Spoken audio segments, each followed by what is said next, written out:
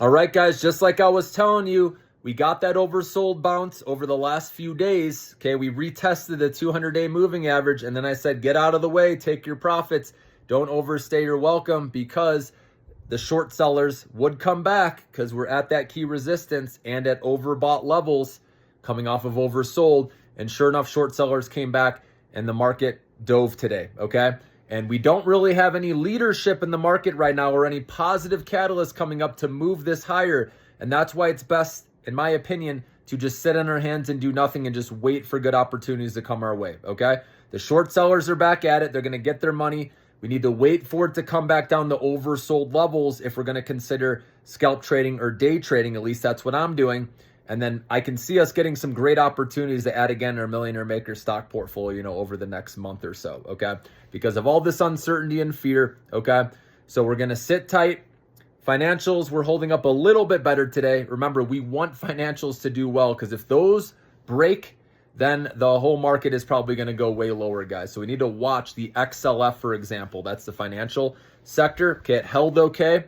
So we'll see how that does over the next few days. We have a lot of stuff to get through, guys. Remember, tomorrow we have GDP as well as unemployment claims. And then Friday we have PCE inflation. And then next week we know of Trump's tariffs going into effect. So a lot to get through, guys.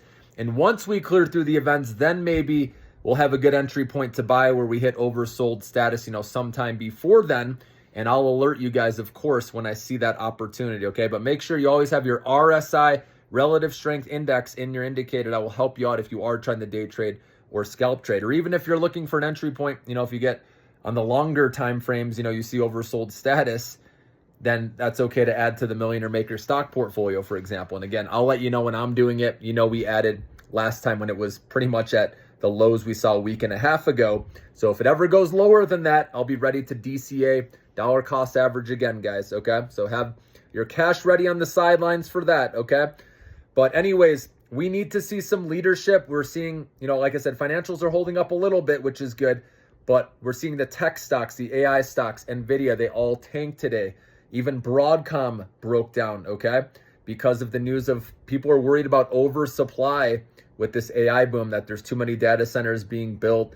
And then obviously there's worries over NVIDIA with gross profit margins taking a hit.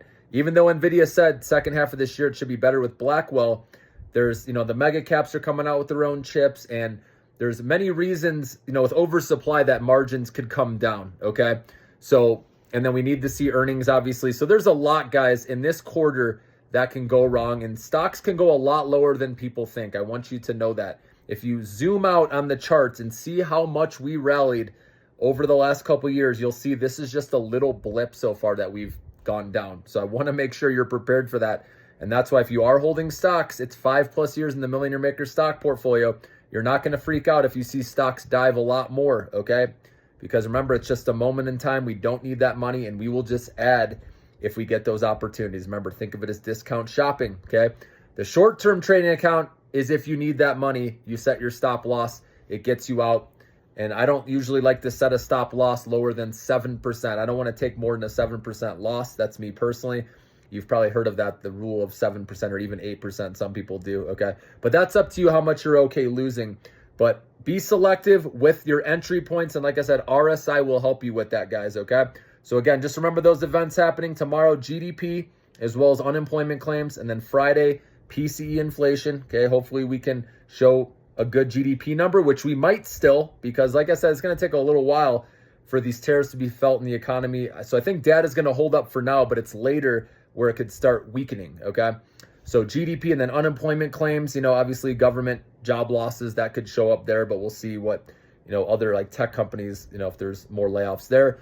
And then PCE inflation, like I said, I don't think it's going to show up yet. So maybe these become little bump ups, if we get through them, with stock prices going up temporarily, but people are in a holding pattern still. Any little pop we get, just know is most likely going to be met by the sellers, okay, until we clear through the tariff implementation. That's what people are, afraid of, the uncertainty over that. So now's not the time to try to be a hero. We just started rolling over. So unless you're short selling, just sit tight, guys. And like I said, I will alert you when I see good opportunities, all right? Have a good night.